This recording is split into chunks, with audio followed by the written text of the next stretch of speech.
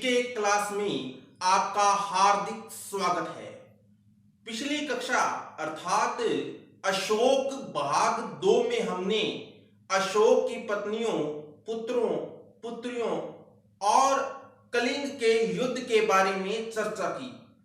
आज हम अशोक मौर्य भाग 3 में अशोक मौर्य के साम्राज्य विस्तार और उसके धर्म के बारे में अशोक कलिंग विजय के 4 वर्ष पश्चात अर्थात 256 से 255 ईसा पूर्व में अपने 8वें शिलालेख में घोषणा करता है कि कलिंग देश में जितने भी आदमी मारे गए या कैद हुए उसके 100वें या 1000वें हिस्से का नाश भी देवानांपिय के लिए बड़े दुख का कारण होगा।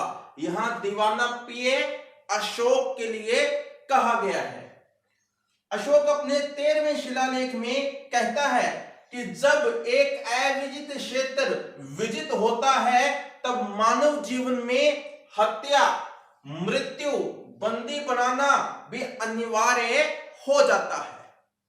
कलिंग को मगध साम्राज्य का प्रांत बना लिया गया और वहां किसी राजकुमार को, जिसके नाम का उल्लेख नहीं मिलता है, किसी राजकुमार को उपराजा या वायसराय नियुक्त कर दिया गया। कलिंग में 2 अधीनस्थ प्रशासनिक केंद्र स्थापित किए गए, जिसमें उत्तरी केंद्र जिसकी राजधानी तोसाली या तोसली थी और इसका आधुनिक नाम दौली है, जबकि दक्षिणी केंद्र जिसकी राजधानी समापा थी और इसका आधुनिक नाम जौगढ़ है। कल्हण अपने राजतरंगिणी में अशोक को कश्मीर का प्रथम मौर्य शासक बताता है। कल्हण अपनी राजतरंगिणी में अशोक को वितस्ता नदी के किनारे श्रीनगर की स्थापना करना भी, अशोक द्वारा श्रीनगर की स्थापना करना भी बताता है। इसके अतिरिक्त श्रीनगर को ह्वेनसांग के समय तक 15 थान कहा जाता था, जबकि कल्हण श्रीनगर को पुराणाधिष्ठान बताता है। कल्हण अशोक द्वारा धर्मारण्य विहार में अशोकेश्वर मंदिर के निर्माण करने की बात कहता है और साथ ही कश्मीर को बौद्ध संघ को दान में देने की बात भी लिखता है। कल्हण कहता है कि अशोक ने 500 विहार और बहुसंख्यक स्तूपों का निर्माण भी अशोक द्वारा किया गया था। अब हम बात करने जा रहे हैं अशोक के साम्राज्य विस्तार की। अशोक के दूसरे, तीसरे, 13वें तथा 14वें शिलालेखों में साम्राज्य के, मौर्य साम्राज्य के क्षेत्रों के लिए विजित शब्द निर्दिष्ट किया गया था, अर्थात निर्देशित किया गया था। 13वें शिलालेख में विजित के ही समानार्थक शब्द राज विजय का प्रयोग किया गया था। अशोक के काल में ही भारत में चक्रवर्ती क्षेत्र की धारणा राजनीतिक दृष्टि से वास्तविक हुई थी या बनी थी। अशोक साम्राज्य के विशाल आकार के प्रति सचेत था। अशोक साम्राज्य के विशाल आकार के प्रति सचेत था और उसने अपने 14वें शिलालेख में लिखा है, महल के ही विजयम अर्थात विशाल विजित प्रदेश।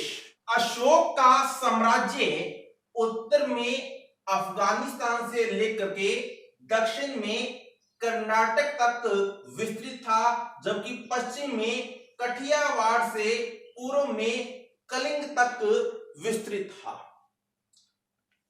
असम तथा सुदूर दक्षिण अशोक के अधिकार में नहीं थे, जिसके लिए अशोक ने अंत अविजित तथा प्रत्यंत शब्दों का प्रयोग किया था या इन शब्दों के साथ इन्हें निर्देशित किया था। अशोक का जिन क्षेत्रों पर अधिकार नहीं था और जिसके लिए उसने अविजित शब्द का प्रयोग किया था, वहां से अशोक के शिलालेख भी नहीं मिले हैं। अब हम बात करेंगे अशोक और बौद्ध धर्म के बारे में। महावंश में बताया गया है कि अशोक अनेक देवी देवताओं का पूजन करता था या उनकी पूजा करता था और प्रतिदिन 60,000 ब्राह्मणों को भोजन करवाता था। कल्हण की राज तरंगिणी में अशोक को शिव भक्त बताया गया है। अशोक को शिव भक्त बताया गया है।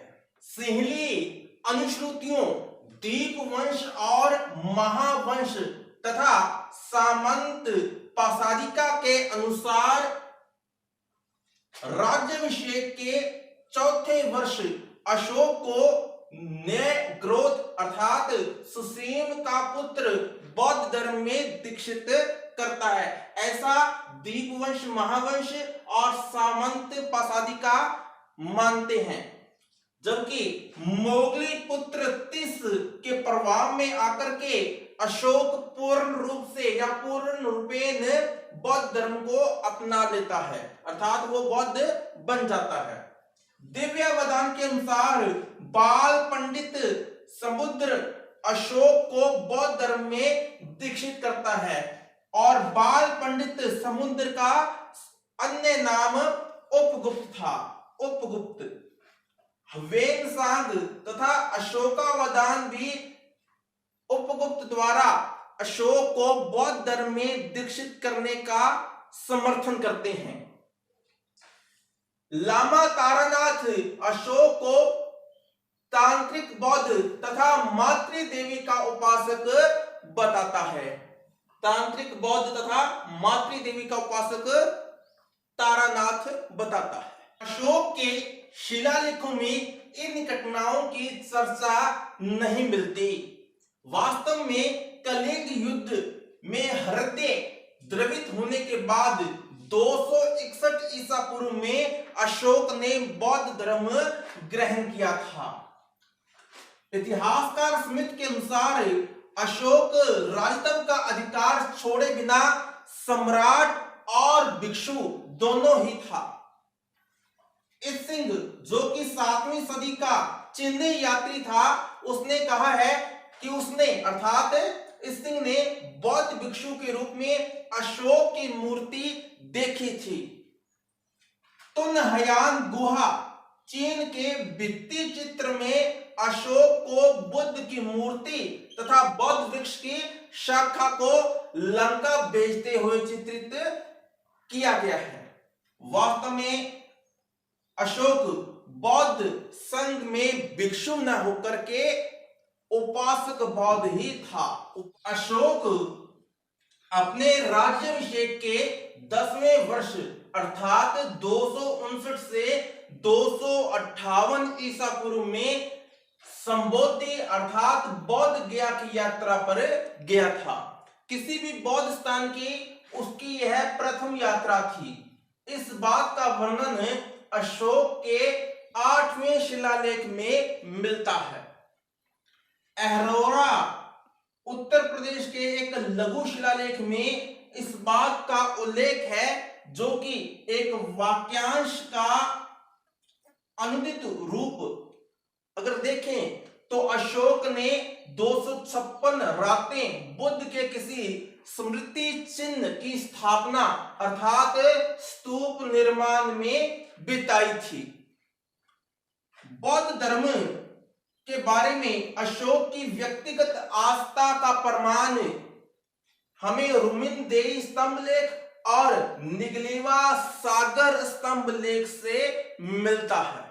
रुमिनदेई स्तंभ लेख, रुमिनदेई स्तंभ लेख से हमें इस बात की जानकारी मिलती है कि अशोक ने अपने राज्याभिषेक के 20वें वर्ष अर्थात 249 से 248 ईसा पूर्व में भगवान बुद्ध के जन्म स्थान लुम्बिनी की यात्रा की थी और लुम्बिनी ग्राम में उसे बलि से मुक्त कर दिया। बलि से तात्पर्य किसी पशु की बलि से या वध से नहीं है। यहां बलि से मुक्ति का अर्थ है धार्मिक कर से मुक्त कर दिया गया। भाग या भूमि कर का 1/6 से घटा करके 1/8 भाग कर दिया गया। निगलेवा सागर स्तंभ लेख। अशोक के राज्याभिषेक के 14वें वर्ष अर्थात 255 से 254 ईसा पूर्व में इसे निर्गत किया गया था, अर्थात इस लेख को जारी किया गया था।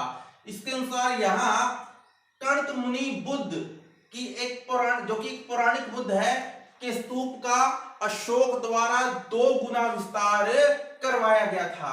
अशोक ने अपने राज्याभिषेक के 20वें वर्ष यहाँ की यात्रा की और एक स्तंभ का भी निर्माण करवाया था। धर्म प्रचार के लिए अशोक के देश भ्रमण को धम्मयात कहा जाता है। दिव्यावदान के अनुसार बौद्ध धर्म अनुयायी होने के बाद में अशोक पाटलिपुत्र के कुकुटाराम बौद्ध विहार में उपगुप्त के साथ गया था। अशोक बौद्ध मतानुयायी था, इस बात का स्पष्ट प्रमाण हमें बाबरू लघु शिलालेख संख्या 3 से मिलता है, जो कि बैराठ राजस्थान से प्राप्त हुआ है। इसमें अशोक बुद्ध धम्म और संघ के प्रति निष्ठा प्रकट करता है। मास्की लेख में भी अशोक को स्पष्ट रूप से बुद्धोपासक अर्थात बौद्ध उपासक बताया गया है। अशोक का धम्म। विश्व इतिहास में अगर अशोक की प्रसिद्धि हुई तो उसका सबसे बड़ा कारण अशोक का धम्म ही था। धम्म संस्कृत के धम्म का प्राकृतिक रूपांतरण है। धम्म का स्वरूप V.A. Smith, R.K. मुखर्जी और R.P. त्रिपाठी के अनुसार अशोक का धम्म एक सर्वग्राही धर्म था, अर्थात सार्वभौमिक धर्म था, या कह सकते हैं कि सभी धर्मों की साझी संपत्ति था। ऐसा मत V.A. Smith, R.K. मुखर्जी और R.P. त्रिपाठी का रहा है। अशोक के धम्म को फ्लेट राजधर्म बताता है, जबकि फादर हेरास और मैकफेल इसे ब्राह्मण धर्म बताते हैं। D.R. भंडारकर इसे उपासक बौद्ध धर्म बताता है। D.R. भंडारकर इसे उपासक बौद्ध धर्म बताता है, जबकि रोमिला थापर इसे अशोक का समय का आविष्कार बताती हैं। नीलकंठ शास्त्री अशोक के धर्म को नैतिक आचार संहिता का नाम देते हैं, तो सेनाट इसे बौद्ध धर्म कहते हैं। अशोक के धम्म में बौद्ध धर्म की मूल बातों का उल्लेख नहीं मिलता है, जिनमें 4 आर्य सत्य, अष्टांगिक मार्ग, आत्मा परमात्मा संबंधी अवधारणा तथा बौद्ध धर्म के अंतिम लक्ष्य निर्वाण का जिक्र भी नहीं हुआ है।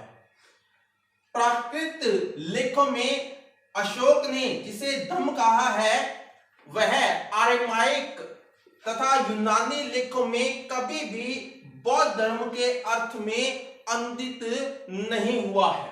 आर्यमाइक भाषा में धम्म के लिए दात तथा कसित शब्दों का प्रयोग किया गया है। दात से तात्पर्य है प्रथा या कानून तथा कसित से तात्पर्य है सत्य। वहीं यूनानी या ग्रीक भाषा में धम्म के लिए एओसेबिया शब्द का प्रयोग किया गया है, और एओसेबिया का तात्पर्य है या अर्थ है न्याय व सत्यता। इस प्रकार से विदेशी भाषा में भी धम्म का संबंध बौद्ध धर्म से दिखाई नहीं पड़ता है, लेकिन फिर भी अभिलेखों में धम्म में जो बातों का उल्लेख किया गया है वो बौद्ध ग्रंथों से ली गई है और उनमें बौद्ध धर्म का प्रभाव दिखाई देता है। और ये बौद्ध ग्रंथ है दीर्घ निकाय तथा धम्मपद। दीर्घ निकाय के उपभाग राहुलोवाद सुत्त, जिसे सिगालवाद भी कहते हैं, लखन सुत्त, शक्वती, सिंहनाद सुत्त में ये तीनों ही धम्म से संबंधित हैं। जबकि इन ग्रंथों में वर्णित चक्रवर्ती धर्मराज आदर्श से प्रेरित होकर के ही अशोक ने धम्म विजय के आदर्श को अपनाया था। राहुलोवाद सुत्त में धम्म की परिभाषा दी गई है। इसमें उन उपदेशों का संग्रह है जिसे बुद्ध ने साधारण गृहस्थों अथवा उपासकों के लिए संकलित किया था। धम्म की परिभाषा प्रजा के नैतिक उत्थान के लिए अशोक ने आचारों और नियमों की संहिता बनाई थी, जिसे अशोक का धम्म कहा जाता है।